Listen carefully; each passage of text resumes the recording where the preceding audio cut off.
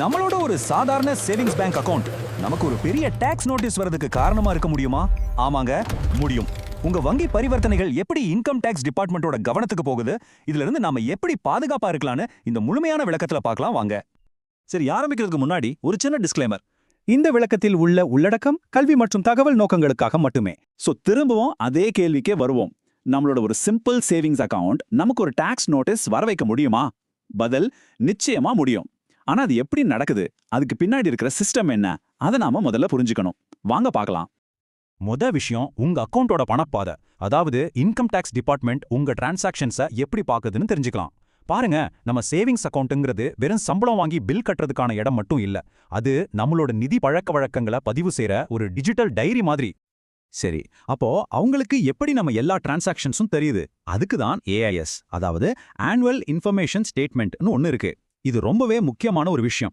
உங்க bank, mutual fund company இப்படி பல இடங்கள்ல இருந்து உங்க எல்லா ஃபினான்ஷியல் டிரான்சாக்ஷன்ஸ் பத்தின தகவல்களையும் ஒன்னா சேகரிச்சு இன்கம் டாக்ஸ் டிபார்ட்மெண்ட்டுக்கு கொடுத்துடும். இதோட அர்த்தம் தெரியுமா? நீங்க உங்க ஐடிஆர் ஃபைல் பண்றதுக்கு முன்னாடியே உங்க வரவு செலவு பத்தின பாதி டீடைல்ஸ் அவங்க கிட்ட இருக்கும். இதுதான் அவங்க நம்ம நிதி உலகத்தை எட்டி பார்க்குற ஒரு ஜன்னல். இந்த தகவல் பரிமாற்றம் எப்படி நடக்குதுன்னு பாருங்க. சிம்பிளான ஒரு 4 ஸ்டெப் தான். ஸ்டெப் 1, நீங்க உங்க பேங்க் அக்கவுண்ட்ல ஒரு டிரான்சாக்ஷன் பண்றீங்க. ஸ்டெப் 2, ஒரு பெரிய தொகை சம்பந்தப்பட்ட டிரான்சாக்ஷன்னா உங்க பேங்க் அதை ஆட்டோமேட்டிக்கா டாக்ஸ் டிபார்ட்மெண்ட்டுக்கு ரிப்போர்ட் பண்ணிடும். ஸ்டெப் 3, டாக்ஸ் டிபார்ட்மெண்ட் இந்த தகவலை நீங்க ஃபைல் பண்ண இன்கம் டாக்ஸ் ரிட்டனோட ஒப்பிட்டு பார்க்கும். ஸ்டெப் 4, இதுல ஏதாவது பெரிய வித்தியாசம், ஒரு முரண்பாடு இருந்தா உடனே உங்களுக்கு ஒரு கேள்வி அல்லது நோட்டீஸ் வரலாம். சரி, அப்போ அடுத்த முக்கியமான கேள்வி, எந்த மாதிரி டிரான்சாக்ஷன்ஸ் எல்லாம் இந்த மாதிரி சந்தேகத்தை ஏற்படுத்தும்? இன்கம் டாக்ஸ் டிபார்ட்மெண்ட் எதை ரொம்ப உன்னிப்பா கவனிப்பாங்க? வாங்க அதை பத்தி டீட்டெயிலா பார்க்கலாம். முதல்ல, ஒரே ஒரு தடவை நடந்தாலும் அவங்க கவனத்தை ஈர்க்கக்கூடிய விஷயங்கள்.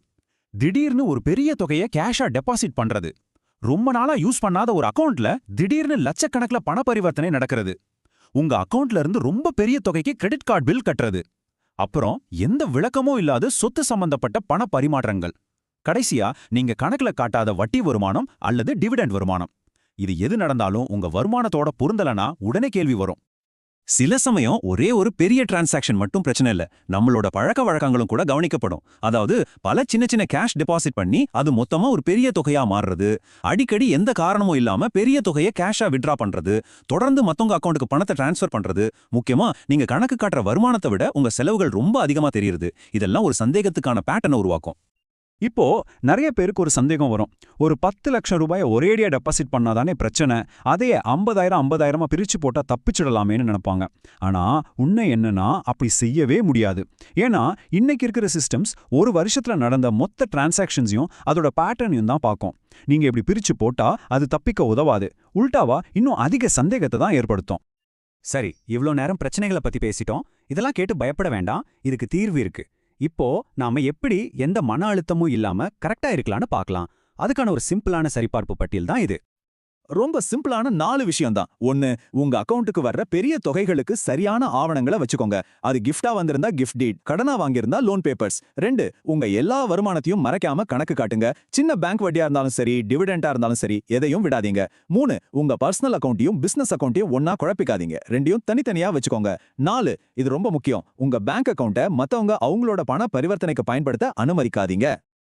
ஒருவேளை இதெல்லாம் கேட்கும்போது அச்சச்சோ நான் ஏற்கனவே சில தப்பு பண்ணிட்டேனேன்னு உங்களுக்கு தோணுச்சுன்னா அதுக்கும் வழி இருக்கு. பயப்பட வேண்டாம். நாம செஞ்ச கடந்த கால தவறுகளை எப்படி சரி செய்யலான்னு இப்ப பார்க்கலாம். இந்த ஒரு விஷயத்தை மட்டும் நல்லா மனசுல வச்சுக்கோங்க.